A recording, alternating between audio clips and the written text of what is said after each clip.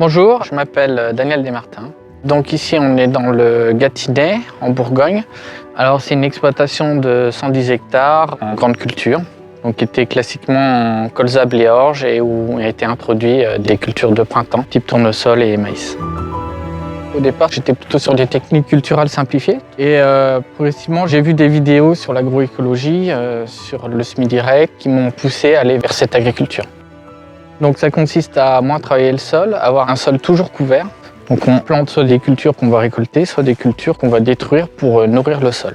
Alors l'avantage de ces pratiques, c'est d'avoir une biodiversité qui revient sur les terres, une meilleure infiltration de l'eau.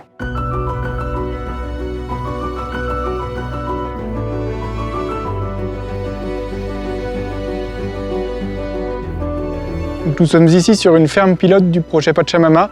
C'est un projet qui a été initié par Blédina et le Fonds Danone pour l'écosystème. Et c'est un projet qui est mis en œuvre par Pour une agriculture du vivant sur le côté opérationnel. Le rôle de Pour une agriculture du vivant, c'est d'apporter un réseau d'experts techniques pour aider et accompagner les agriculteurs et d'apporter des outils de mesure des résultats à la fois agronomiques et économiques de l'agriculture régénératrice ou de l'agroécologie.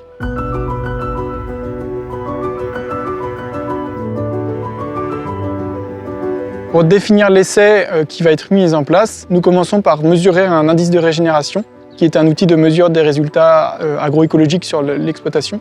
De ce diagnostic sort un plan de progrès que nous travaillons avec un expert technique pour mettre en place des essais précis avec l'agriculteur.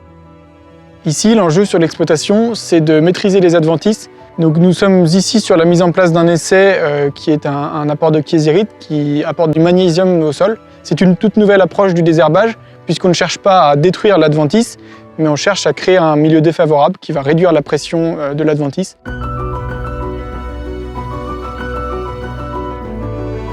Alors l'essai avec la kiésérite, c'est suite à une formation que j'ai faite. L'intervenant nous préconisait de faire des apports de kiésérite. Donc j'en ai fait un l'année dernière au printemps. Les objectifs, c'est de réduire les populations de graminées sur la parcelle. Donc ça va être mesuré par des comptages au printemps. Donc il y a une parcelle test où il y a différentes quantités de kiésérite qui ont été apportées avec des bandes témoins pour pouvoir comparer les quantités de graminées qu'on levait ou qu'on pas levées. Après, avec mon regard d'agriculteur, j'ai vu un effet de réduction de salissement graduant à la quantité de kiésérite que j'avais apportée.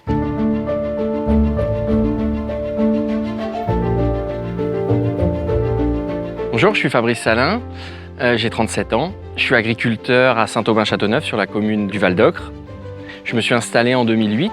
Suite à ça, très rapidement, je me suis intéressé de plus en plus à la vie du sol, à l'agronomie. J'ai fait des formations. En a découlé une diminution du travail du sol par l'arrêt du labour et un travail de plus en plus simplifié. Depuis 2 mois, je viens d'acquérir un semoir de semi-direct. Ça va me permettre de vraiment pouvoir faire de l'agriculture régénératrice. Je donnerais comme conseil pour une personne qui veut se lancer, c'est d'y aller vraiment pas à pas. Déjà réussir les couverts, des couverts interculture, et puis ensuite apprendre à gérer les couverts permanents, parce que c'est encore une autre étape de plus. Mais agronomiquement, c'est satisfaisant, ça apporte vraiment des bénéfices. Ça passe aussi par l'augmentation de la matière organique, et j'ai déjà gagné en quelques années, en diminuant le travail du sol, j'ai quasiment gagné 1 point de matière organique.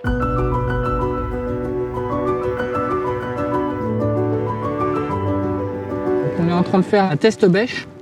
Qui va nous permettre d'observer un petit peu l'état du sol, l'état de compaction. Il y en a. Donc il y a une échelle qui existe en fait pour mesurer la taille des mottes, qui permet de déterminer si le sol est compacté ou s'il se porte plutôt bien. Donc là c'est assez grumeleux, ça s'effrite quand même sous la main, c'est pas mal du tout. Ouais. On va pouvoir aller voir par rapport à une autre motte prise dans un autre champ. Ici, c'est dans le champ de Daniel. Voilà. Et ici, c'est dans le champ en face du chemin. voisin, qui est fait en conventionnel. En conventionnel, voilà. Et on retrouve la matière organique. de la matière organique, voilà, qui est enfouie entre 10 et 20 cm par du labour. Toute la matière que nous, on laisse en surface ici, on l'emmène en profondeur. Le problème de ça, d'abord, c'est qu'on casse les galeries des vers de terre. Donc ils doivent recommencer leur travail. Et puis en plus, cette matière qui est enfouie, elle n'a pas d'oxygène pour se dégrader. Ça se dégrade pas. Et en fait, c'est plutôt de la putréfaction que de la dégradation en matière organique qui va servir à la vie du sol. On voit ici, dans la galerie de vers de terre, il y a le mucus qui est déposé et qui est une sorte de colle pour le sol et qui apporte une super cohésion.